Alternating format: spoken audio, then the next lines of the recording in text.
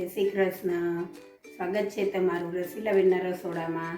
હું તમને આજે ચીઝમાંથી પાવડર બનાવતા શીખવાડીશ, જે પછી આપણે ફ્રોઝન કરીને રાખી દઈએ, જે આપણે પોપકોર્ન બનાવીએ કે ફ્રેન્ચ ફ્રાઈઝ બનાવીએ તેમાં ઉપયોગમાં લઈ શકીએ છીએ. તો સૌ પ્રથમ આપણે એક થાળીમાં ટીશ્યુ પેપર રાખી દઈશું. મેં અહીંયા 3 થાળી આવી રીતે તૈયાર કરી છે.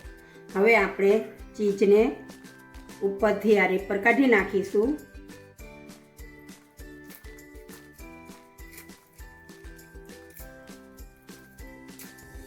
જુઓ, આ રીતે આપણે બધી ક્યુબમાંથી ઉપરના કાગળ એટલે કે પેપર કાઢી નાખવાનું છે.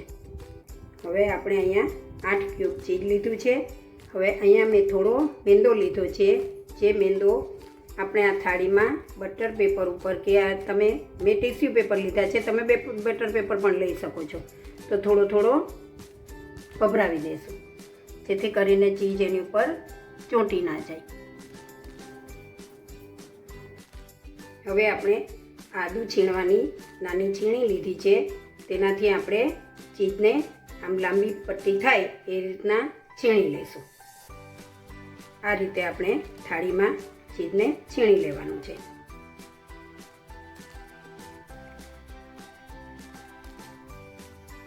જો આ આપણે બધું બેકારે છીણી લીધા છે.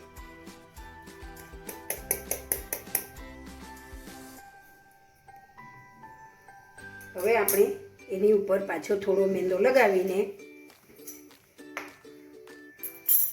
થોડો મેંદો ભભરાવીને પાછું આ રીતે મેંદો ભભરાવાનો છે. અને પછી એને કાંટાની મદદથી આ રીતે છૂટો કરી દેવાનો છે. મેંદો આવશે એટલે આપણું ચીઝનું જે છીણ છે એ છૂટું પડી જશે. આ રીતે છૂટું કરી નાખવાનું છે. એવી રીતે આપણે બીજી થાળીમાં કરી લેશું. થોડો મેંદો ભભરાવશું ને પછી એને આવી રીતે કાંટાની મદદથી મેંદાને અંદર મિક્સ કરી દઈશું, જેથી કરીને આપણી છીણ બધું છૂટું પડી જશે. જો આપણે 3 થાળીમાં સરખી રીતે ચીઝના છીણને મેંદાનું કોટિંગ કરી દીધું છે. હવે આ 3 થાળીને આપણે પંખા નીચે 2 થી 3 દિવસ રાખવાની છે. આ થાળીને આપણે તાપમાં મૂકવાની નથી, કેમ કે છીણને આપણે તાપમાં સૂકવવાનું નથી, એને છાંયે જ સૂકવવાનું છે. આને સુકાતા 2 થી 3 દિવસ થાય છે. જુઓ, આ આપણે જે કાલે ચીઝને છીણ કરીને સૂકવેલું હતું તે સુકાઈ ગયું છે. અત્યારે ગરમી બહુ છે એટલે છીણ વહેલું સુકાઈ ગયું છે, પણ છીણને આપણે આ રીતનું એકદમ સૂકું થઈ જાય અને આવો અવાજ આવવા માંડે ત્યાં સુધી સૂકવવાનું છે. હવે આપણે આ છીણને ભેગું કરી લઈશું અને મિક્સર જારમાં લઈને એને એકદમ પીસી લેશું. જુઓ, આ બધું જ છીણ આપણે ચીઝનું છીણ છે તે મિક્સર જારમાં લઈ લીધું છે.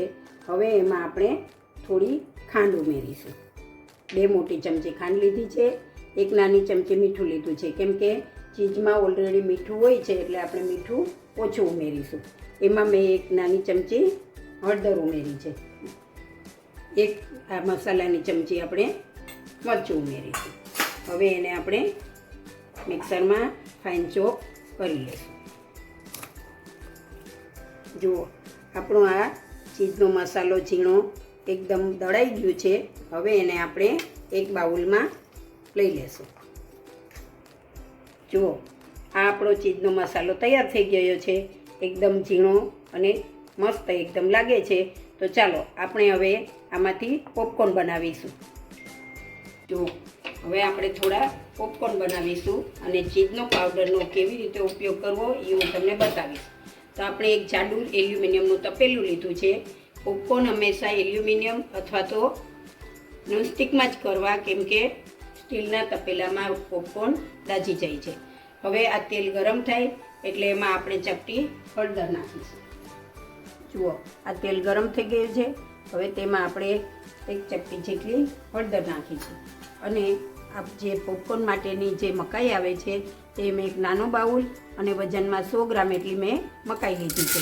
એને આપણે તપેલામાં એડ કરી દઈશું અને કાણાવાળું છીબું ઢાંકીશું જેથી વરાળ અંદર ના જાય. હવે આપણે ધીમે ધીમે પોપકોર્ન ફૂટવા માંડે એટલે એને હલાવીને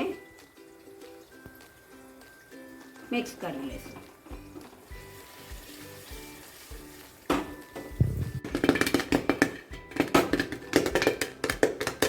જુઓ, આ પોપકોર્નને આપણે ફૂલ ગેસ ઉપર જ શેકવાના છે અને પછી આપણે હવે ગેસની ફ્લેમ બંધ કરી દઈશું. જુઓ, મકાઈ બધી ફૂટતી બંધ થઈ જાય એટલે ગેસની ફ્લેમ બંધ કરી દઈશું. જુઓ, થઈ ગયા છે ને મસ્ત બજારમાંથી મળતા એવા આપણા પોપકોર્ન. જુઓ, આપણું આ તપેલું ખૂબ જ ગરમ છે એટલે આપણે એક થોડા મોટા તપેલામાં પોપકોર્નને લઈ લઈશું. જો બધા પોપકોર્ન સરસ રીતે ફૂટી ગયા છે, નીચે જરાય કાચા રહ્યા નથી. હવે એ તપેલામાં આપણે મસાલો ઉમેરીશું. તો આપણે એક ચમચી ભરીને ચીઝ મસાલો નાખીશું.